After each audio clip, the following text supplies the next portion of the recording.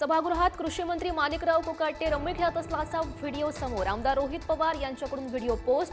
कोकाटे यांचा राजीनामा घेण्याची विरोधकांची मागणी.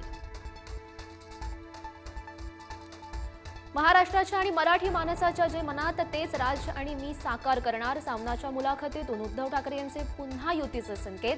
युतीबाबत राज ठाकरे यांच्याशी चर्चा करण्यासाठी उद्धव ठाकरे सकारात्मक. राज आणि मी एकत्र आल्यानं महायुतीच्या नेत्यांना पोटशूळ. ठाकरेंचा घणाघात. राज आणि मी खुल्याम भेटू, फोनवर बोलू, इतरांसारखे चोरून मारून भेटणार नाही. फडणवीस आणि शिंदेंना टोला. मोदींनंतर कोण याचा विचार संघानं केला असेल, म्हणूनच मोहन भागवत यांनी 75 नंतरच्या निवृत्तीची आठवण करून दिली. उद्धव ठाकरे यांचा टोला. तर पहलगाम हल्ल्यावरूनही मोदींवर शरसंधान.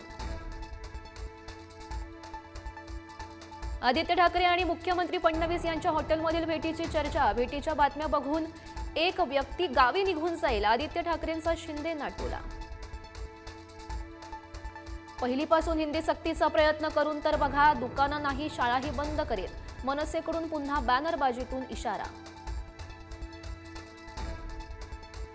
धाराशिवच्या उमरग्यामध्ये शिवसैनिकांमध्येच जुंपली. फोटो न छापल्यानं पालकमंत्र्यांच्या स्वागतासाठी लावलेले बॅनर शिवसैनिकांनीच फाडले. मंत्री प्रताप सरनाईक यांच्या स्वागतासाठी लावलेल्या बॅनरवरून वाद. शरद पवारांना सोबत घेण्याबाबत अजितदादांची आमदारांसोबत चर्चा. दोनही गट एकत्र आल्यास निवडणुकीमध्ये फायदा होईल. मात्र पवारांना सोबत घेण्यास मोठ्या नेत्यांचा विरोध. उपमुख्यमंत्री अजित पवार पुणे दौऱ्यावर. पुण्यात विविध विकास कामांची पाहणी करणार. महापालिका निवडणुकीआधी दादांकडून दौऱ्याचा सपाटा. उद्यापासून संसदेचं पावसाळी अधिवेशन. आज सर्वपक्षीय नेत्यांची बैठक पार पडणार. अनेक मुद्द्यांवरून अधिवेशन वादळी ठरण्याची शक्यता. बीडमध्ये प्रेमसंबंधातून तरुणाची हत्या. मुलीच्या भावाकडून तरुणाला बेदम मारहाण. उपचारादरम्यान शिवमचा मृत्यू. परिचारिकांच्या संपामुळे आरोग्य व्यवस्था कोलमडली. राज्यातील 45,000 परिचारिका संपात उतरल्या.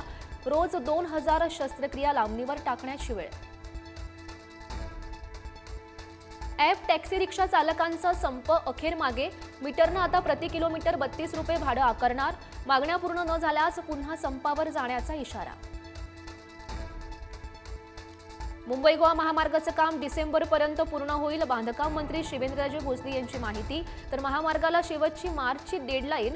16 वर्षांपासून महामार्ग रखडलेलाच.